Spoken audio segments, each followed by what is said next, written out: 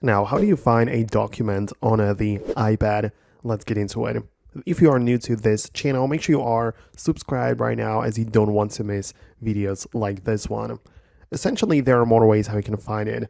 The easiest method would be to just open up the Files app and either look for the document within your On My iPad storage, which is like the local storage, or you can go to the iCloud drive, which is like the iCloud storage. But generally, just go through the folders, try to find it like manually, but if not, locate the search icon in the top right corner and either search for the title of the document if you know the name, or you can also search by extensions.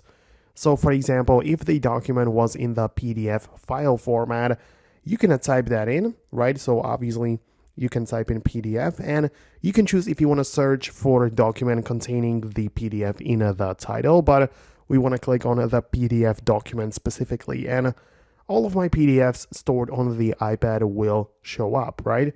So that's one way to do this.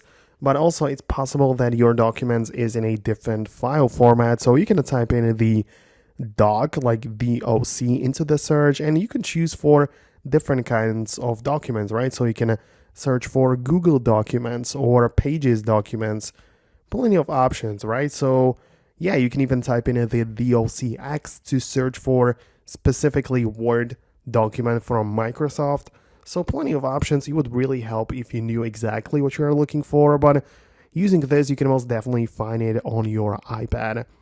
But if not, it's possible that it's stored somewhere else, for example, in the Google Drive, Dropbox, or perhaps as an attachment in your email. So try to look through all of the places and let me know in the comments if you manage to find it for yourself.